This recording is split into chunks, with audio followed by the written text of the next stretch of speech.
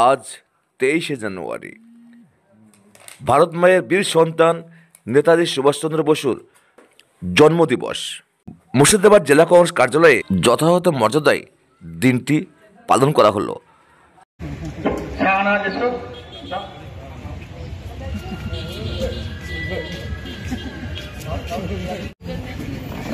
আমাদের ডান দিকেও চেয়ার আছে, যারা বাঁ দিকে আছেন তারা ডান দিকে বলবেন।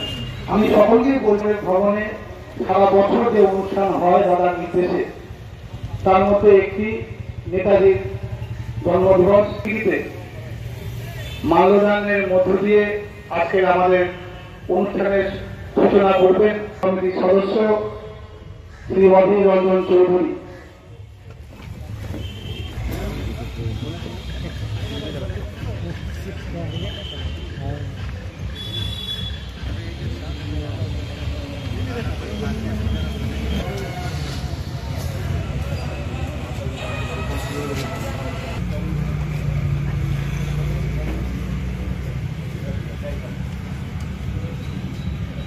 শহীদ পেয়েছে মাল্যদান করবেন।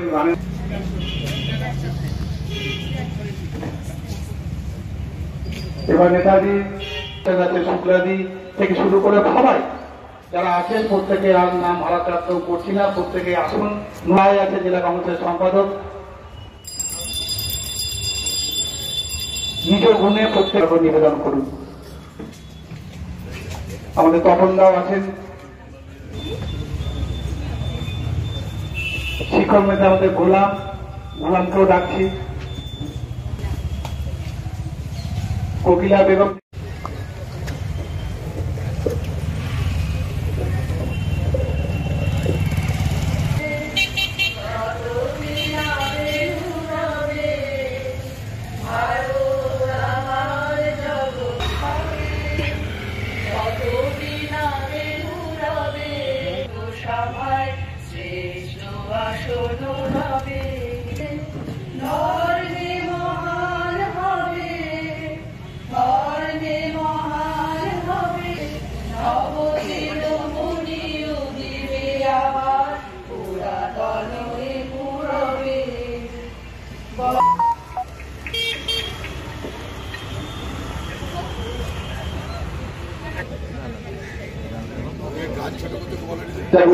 সঙ্গীতের মধ্য দিয়ে শ্রদ্ধা জ্ঞাপন করলেন আমাদের মহিলা কংগ্রেসের নেত্রীরা।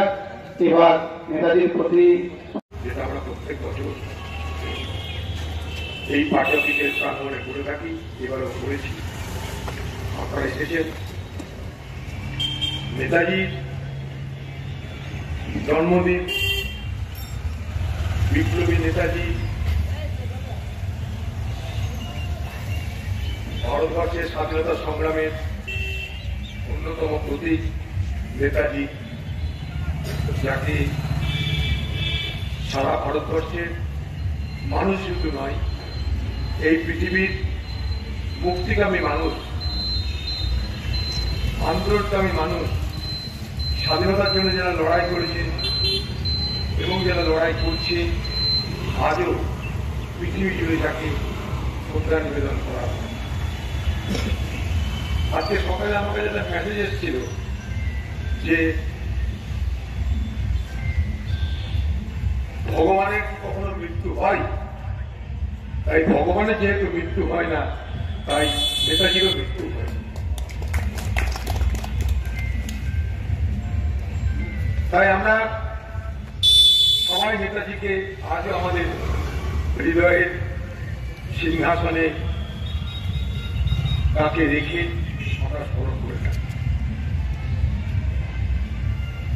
যদিও আজকের জমানায় অতীত যখন বিস্তৃতির আড়ালে চলে যাচ্ছে, যখন নেতাজিকে ফুটপাতে নামিয়ে এনে এই বাংলায় নেতাজি যা পারেনি তারা কি এই বাংলার কেউ পেরে গেছে, তার তুলনা করা হয়, তখন আমাদের লজ্জা লাগে। বাঙালি হিসাবে আমরা নেতাজিকে এই সম্মান দিলাম যা ভারতবর্ষের কেউ কখনো ভাবতে পারে না।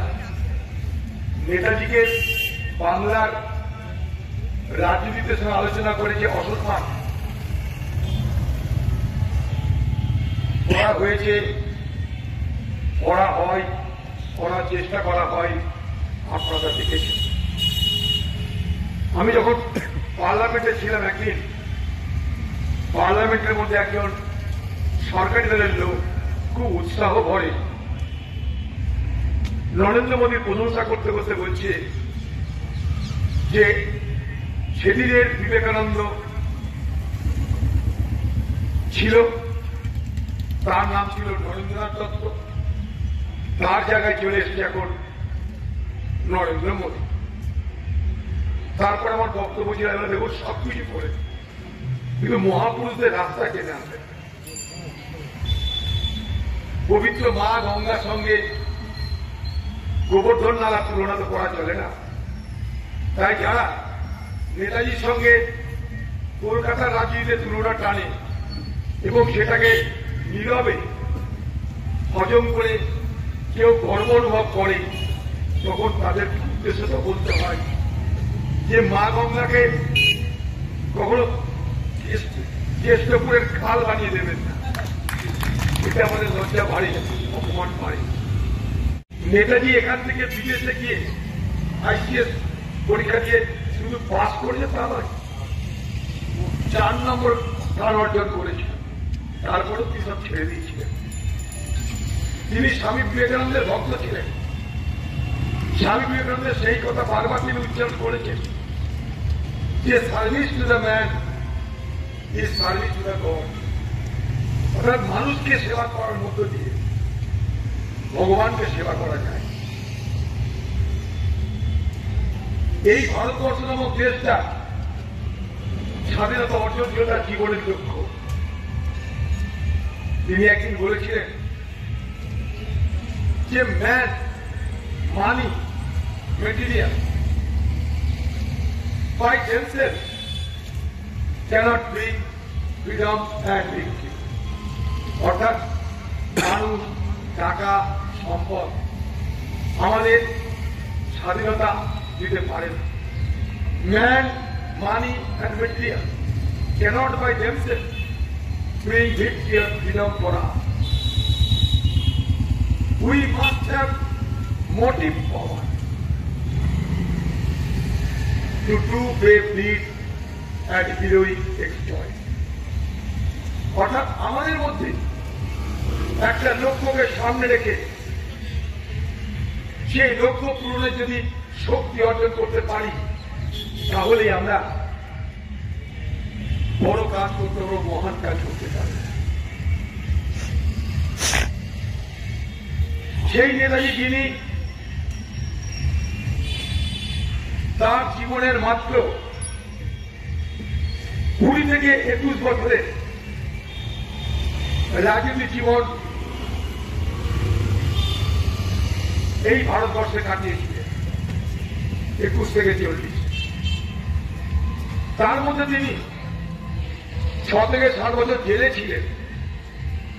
তার মধ্যে তিনি 3 বছর চিকিৎসার জন্য বিদেশে ছিলেন। কিন্তু তিনি যেখানে যেভাবে থাকুন, কখনো তিনি দেশের স্বাধীনতার কথা শুধু বলেননি তা নয়, দেশকে স্বাধীনতার লক্ষ্যে তার প্রচেষ্টা ত্রুটি করেন। আমরা কেউ ভাবতে পারি সেই দিনের কথা যখন 93 দিন শুধু সমুদ্রের তলা দিয়ে সাবমেরিনে চড়ে সঙ্গে আবিদ হাসানকে নিয়ে জার্মান থেকে মোজাম্বিক, সিঙ্গাপুর হয়ে তিনি ভারতবর্ষে প্রবেশ করবার চেষ্টা করেছিলেন। 93 দিন শুধু জলে তলায় ছিলেন তিনি। ভাবুন, নেতাজিকে আমাদের আরো মনে করা দরকার এই কারণে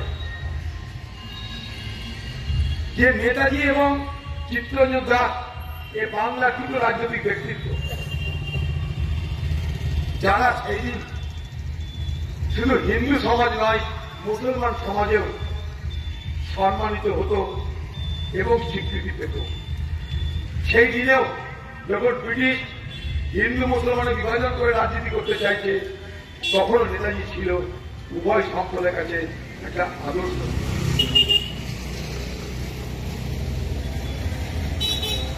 যখন নবাব সিরাজউদ্দৌলাকে ব্রিটিশ পরাজিত করবার পর তাকে অপমান করার জন্য সৌধ নির্মাণ করছে কলকাতায়, হলওয়েল সৌধ, তখন তার বিরোধিতা করে নেতাজি সুভাষচন্দ্র বোস ফজলুল হক সরকারকে বাধ্য করেছিল সেই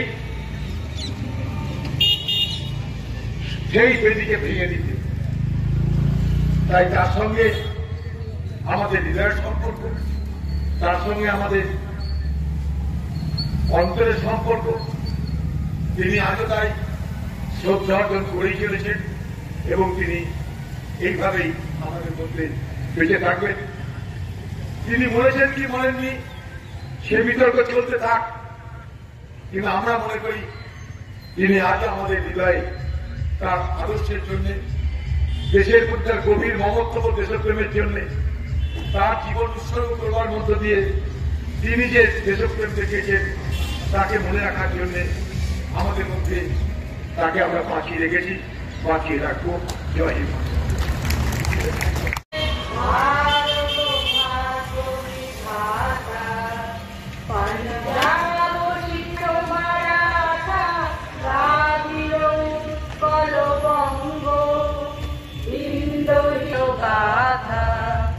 জনগণ